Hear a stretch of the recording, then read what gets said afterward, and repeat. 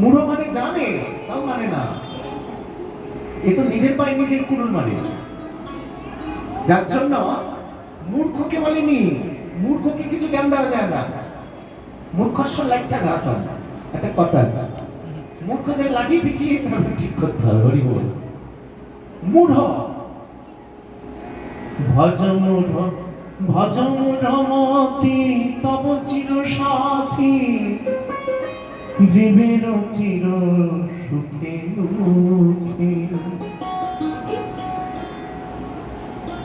ভজ মূঢ়মতি তব চির সাথী, জীবের চির সুখে দুঃখে। ভজরে অন্ধ চরণারবিন্দ, ভজরে অন্ধ চরণারবিন্দ, করিয়া দুস্তর শোকে, করিয়া দুস্তর শোকে। ভজ রাধা কৃষ্ণ গোপাল কৃষ্ণ, কৃষ্ণ কৃষ্ণ বলমুখে। ভজ রাধা কৃষ্ণ গোপাল কৃষ্ণ, কৃষ্ণ কৃষ্ণ বলমুখে। নামে বুক ভরে যায় অভাব মিটায়, নামে বুক ভরে যায় অভাব মিটায়। স্বভাব জাগায় মহাসুখে, স্বভাব জাগায় মহাসুখে। ভজ রাধা কৃষ্ণ গোপাল কৃষ্ণ, কৃষ্ণ কৃষ্ণ বলমুখে।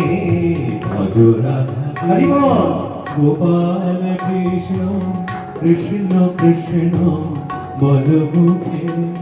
হরি দিন বন্ধু চিরদিন বন্ধু, হরি দিন বন্ধু চিরদিন বন্ধু, জীবের চির সুখে দুঃখে, জীবের চির সুখে দুঃখে।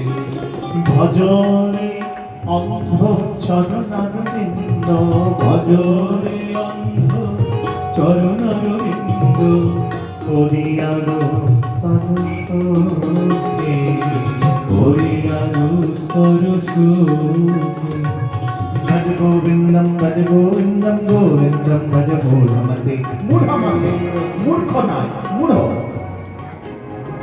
ভজ গোবিন্দম ভজ গোবিন্দম, গোবিন্দম ভজ মূঢ়মতে। ভজ গোবিন্দম ভজ গোবিন্দম, গোবিন্দম ভজ মূঢ়মতে।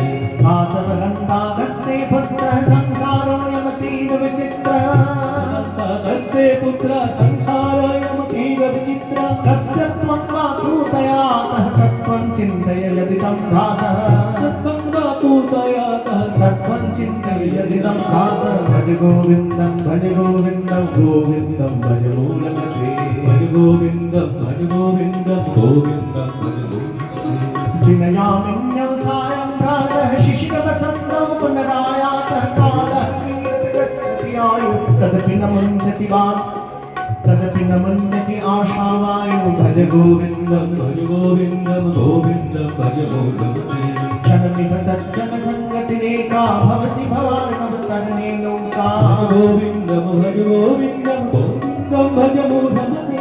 भज गोविन्दं भज गोविन्दं, गोविन्दं भज मूलमते। মূঢ়